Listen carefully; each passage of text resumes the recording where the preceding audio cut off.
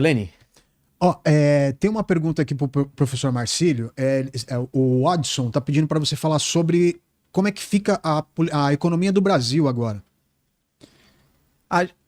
Tem duas perspectivas que a gente pode ver, né? Primeiro que assim, o Trump, os americanos tradicionalmente têm uma balança comercial negativa e o Trump já colocou que os países que têm uma balança comercial muito positiva com os Estados Unidos vão sofrer retaliações.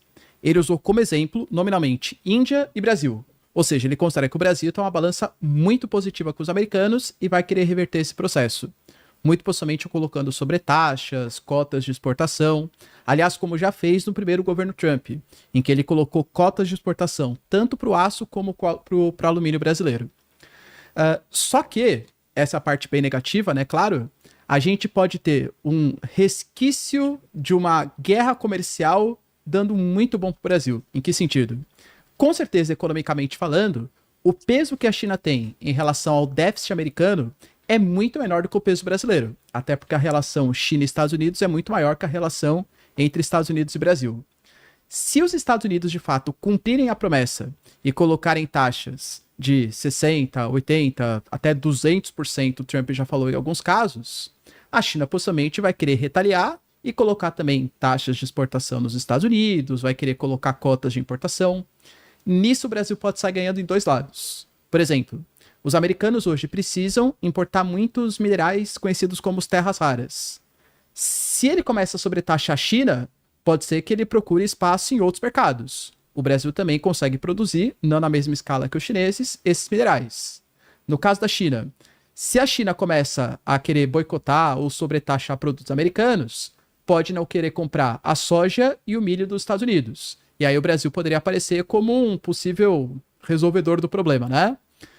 A gente teve uma pesquisa feita aqui no Brasil indicando que se os americanos colocarem taxas nos chineses, como eles estão prometendo, e a China retaliar, isso pode aumentar a exportação agrícola do Brasil para os chineses na casa de 9 milhões de toneladas por ano, só por conta dessa guerra comercial entre Estados Unidos e China.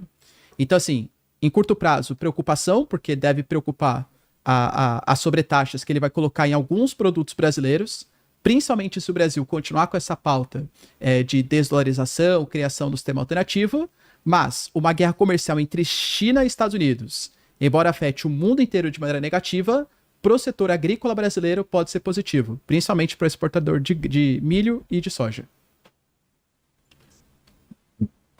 Daniel, quer comentar alguma coisa? Vou falar rapidinho, né? A gente sabe que depois da crise sanitária, as cadeias logísticas internacionais ficaram meio prejudicadas, né? Um container que vinha da China para cá custava US$ 2.000, passou para 20 de um dia para o outro e gerou uma situação caótica. Depois disso, começa a ser viável o argumento de trazer as indústrias europeias e americanas de volta para a origem, né? Do que a gente chama de reshore. Reshore é quando as empresas decidem trazer de volta para o país original as suas fábricas, né? Além dessa ideia de reshore, que começa a ganhar corpo depois da crise sanitária, tem o nearshore, que é trazer para mais perto, para evitar esse problema logístico, e o friendshore, não adianta ser perto, tem que ser amigo. Então, dependendo da maneira como vai evoluir o governo Trump, dependendo da maneira como por aqui as coisas vão evoluir, pode ser que no início tenha alguma faísca, mas depois a coisa vai se ajustando para o Brasil virar o nearshore, friendshore, porque aqui eles sabem que, muito provavelmente, o Brasil é o único país no mundo que tem capacidade de garantir a segurança energética da Europa e a segurança alimentar do mundo. Depois da crise sanitária, a gente também descobriu que sem energia e comida você não tem aplicativos e computadores, né? Então, a gente está voltando essas commodities aí a valorizar esse tipo de coisa. Então, eu acho que vai ter uma tensão no início, mas eles vão tentar fazer o projeto do nearshore e friendshore com a gente. Espero que sim, espero que dê certo. Espero que a disputa econômica com a China não traga grandes prejuízos para nós aqui no meio do fogo cruzado entre os dois aí, Deus queira. Total. Fala, Leni. Ó, tem uma pergunta agora aqui que é pro Daniel. O Márcio Mesquita, ele perguntou o seguinte: a nova era glacial tem a ver com Apocalipse 6:12? Além do gesto do Musk na posse, segundo o próprio, tem a ver com o Império Romano? E a profecia de Daniel 2:31 a 47? Eu acho que tem tudo a ver. o Elon Musk é um grande admirador não apenas do Egito, mas de Roma também. E a gente vê quando ele deu uma entrevista para o Jordan Peterson na sede da Tesla, e ele falou: Ó, a gente está criando a nossa nova, nosso centro de inteligência artificial em Memphis, no Tennessee, e ele faz questão de reforçar que Memphis, Memphis né? era antiga. É Exato. Memphis. Então, que Estados tem uma Unidos tem. relação ao Egito, né? Olha que louco. Exato, e ele falou todo feliz, né? Memphis, a antiga capital do Egito. E aí o Elon Musk completou falando: é de lá que sairá nosso novo Deus. E ele começou a rir. Aí o Jordan Peterson falou: eu gostaria que isso fosse engraçado, mas não é engraçado não. Aí ele continuou rindo. E ele falou assim: cara, é meio preocupante essa ideia, né? Você falar que Memphis, no Tennessee, vai virar a nova Memphis do Egito e de onde vai sair o novo Deus da inteligência artificial. Então, assim, ele gosta muito do Egito. E aí tem um detalhe que o Vilela vai gostar. Era em Mênfis, no Egito, que governava o Ramsés II. E dizem que o Ramsés II foi aquele que perseguiu o povo de Deus na época lá após a morte do José, que virou governador do Egito, né? Então, o Ramsés II e a cidade de Mênfis tem um pouco dessa conotação de uma ação contra o povo de Deus. Agora, o apelido na Grécia de Ramsés II, sabe qual que é, Vilela? É. Ozymandias. Ozymandias, é? E lembra que o Ozymandias lá no Watchmen, ele tinha uma base, primeiro no Polo Norte, É. e essa base onde ele montou o plano era toda revestida de simbologia egípcia, né? Verdade, verdade. Então quando o Elon Musk ele traz para si essa simbologia egípcia, e aí eu lembrei do Ozymandias, eu falei, caramba, será que o Elon Musk também está criando um ataque de bandeira falsa, um argumento para trazer paz para o mundo, igual o gênio, né, o Ozymandias lá? Então eu fiquei meio grilado quando eu me liguei nessa associação. Na ótica da Bíblia, o Egito e Roma sempre foram povos que eram inimigos do povo de Deus, que destruíram. Então essa associação que Elon Musk costuma fazer entre os Estados Unidos como o novo Império Romano, o Império Romano restaurado, que era o sonho de Maquiavel, né? Não sei se a galera sabe, mas Maquiavel falava sobre a terceira Roma. Qual que era a primeira Roma? A primeira Roma era aquela que é de Júlio César, né? Marco Antônio, Otávio César e por aí vai. Foi a Roma original, a grande primeira Roma. A segunda Roma é o Sacro Império Romano Germânico, que para ele tinha um defeito, que tinha uma falha, que era uma Roma cristã, que tinha a fraqueza de ser cristã, né? Principalmente se a gente olha o que Nietzsche vai falar depois da fraqueza do cristianismo. Então, Maquiavel sonhava com uma terceira Roma, que teria a força da primeira e estaria protegida contra os erros da segunda, que foi ter se associado com o cristianismo. E, obviamente, o Adolfinho, nojento lá da Alemanha, se inspira na terceira Roma para criar a ideia do terceiro Reich. Verdade. Ele achava que ele estava criando uma terceira Roma. Quando a galera olha aquele sinal que o Musk fez, que eu acho que foi mandando o coração para a galera, que não foi um salve capeta, a galera olha isso e vê ele falando sobre Roma, vê ele falando sobre Egito, sobre o novo Deus, sobre Ramsés, Mênfis. Os caras falam, pô, esse cara tá querendo tirar uma onda de anticristo, né? Tá querendo, tá de palhaçada com a gente. Então, tem a ver? Tem a ver, você pode fazer esse cruzamento de dados. Espero estar errado, vamos ver como é que as coisas vão se desenrolar aí. Verdade.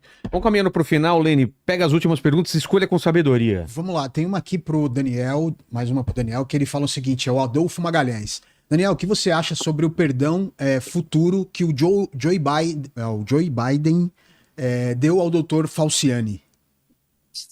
Dr. Falciani é o jeito Traduz, que a gente costuma... traduz o Dr. Falciani. Então, o Dr. Anthony Fauci é aquele cara que parece que tem, sei lá, 60 anos, mas tem 90, né? Esse cara, acho que ele tem 86 anos, né? Tá no formol. Quero pegar com ele umas dicas aí de como manter essa longevidade com ele e com o Vilela. Então, o Dr. Anthony Fauci, o Biden sabendo que a casa dele podia cair, porque agora o Donald Trump está querendo ir para cima dos caras que o prejudicaram, o Biden, ele perdoou, ele perdoou toda a galera do Congresso americano que atuou naquele 6 de janeiro, toda a galera que, teoricamente, poderia ter feito alguma coisa errada. Ele perdoou o Dr. Anthony Fauci e ele perdoou também o general Mark Milley, General Mark Milley, que uma matéria recente do The Guardian disse que ele estava morrendo de medo de ir para a corte marcial se o Trump chegasse ao poder, né?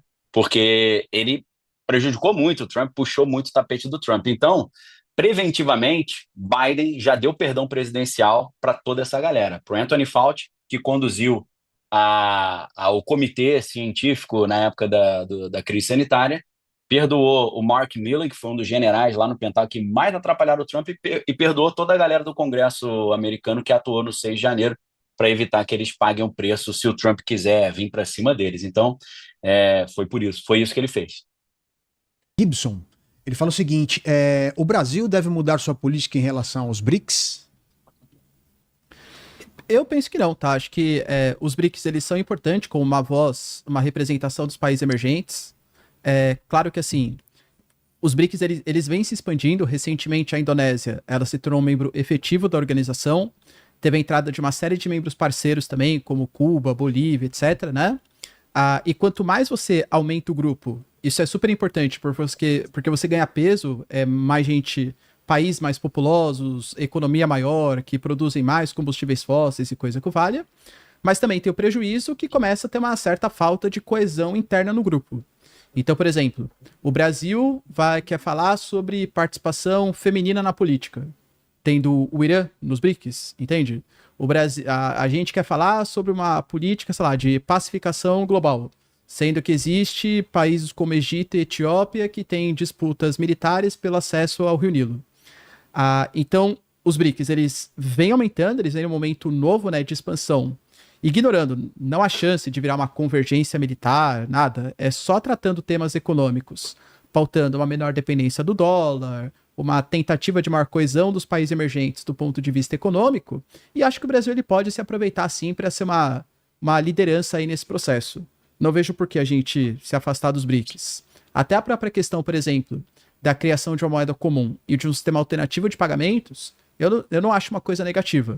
O que não quer dizer que eu acho que tenha que substituir o dólar. Não, o dólar é uma moeda super importante e o SWIFT vai continuar sendo o principal sistema de pagamentos. Mas, quando a gente deixa muito poder na mão de um único país, seja Estados Unidos, China, Rússia, qualquer, isso é perigoso em qualquer vertente. Vamos imaginar, por exemplo, que os Estados Unidos, não o que vai acontecer, tá? Mas resolva que, por exemplo, o Brasil está desmatando muito a Amazônia, desmatando muito o Cerrado, então vamos congelar os ativos brasileiros dolarizados, enquanto o Brasil não mudar suas políticas ambientais. Ou então, enquanto o Brasil não mudar suas políticas em relação aos povos originários. O que o Brasil poderia fazer? Nada, porque a gente tem uma economia toda pautada no dólar e no sistema de pagamentos controlados aí pelos americanos. Então, ter os BRICS como alternativa, e qualquer que seja a alternativa, melhor, porque a gente reduz a dependência que a gente tem frente a uma nação. Então, acho que o Brasil é importante continuar nos BRICS, sim. Quer completar, Daniel? Então, eu fiquei na dúvida se a pergunta era o Brasil deveria mudar ou se o Brasil vai acabar mudando, né? Pela vitória do Trump. Eu fiquei na dúvida se é isso. Eu vou, como o professor Ricardo já respondeu no sentido o Brasil deve mudar, no sentido de ser uma coisa boa, eu vou responder, será que vai mudar com a vitória do Trump? Eu acho que vai mudar um pouco mais para frente. Por enquanto, não. A gente já viu uma mudança na fala, né? Antigamente era, o que você acha do Trump vencendo? Pô, o caos, vai ser o terror do planeta. Aí o Trump vence, não, que legal, parabéns aí pro Trump, né? Boa. Então, nesse sentido, já mudou, né? Eu acho que os caras não estavam contando que ele iria vencer. Depois que o Stanley Druckenmiller, que é considerado um dos GOATs, né? Greatest of all time, maior de todos os tempos da economia americana, que também geria a fortuna do George Soros, depois que o Stanley Druckenmiller falou, o Trump vai ganhar, eu falei, meu irmão, vai ganhar, porque se até esse cara que acerta tudo falou, então eu já estava meio contando com a vitória dele, mas eu acho que a galera não estava. Então, em certo sentido, já mudou, né? O pessoal que é dos BRICS ali, você vê a Rússia mandando os parabéns pro Trump, achando maravilhoso que a luta do Trump contra a Terceira Guerra Mundial, né?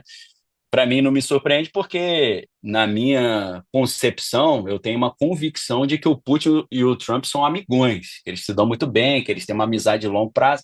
Então eu já sabia que o Putin ia gostar. Então, no caso do Putin, não vi muita novidade. No caso do Brasil, parece que, já que o Brasil é o B do BRICS, né, e começa tudo com o Brasil, acho que já tem uma certa mudança de postura acontecendo. Eu acho que dependendo do tamanho do porrete que o Trump vai usar, e se ele realmente vai dar porretada na cabeça dos outros países, talvez essa mudança aconteça mais rápido ou menos rápido, aí, dependendo do tamanho da agressividade com a qual o Trump chegar para conversar. Vamos ver.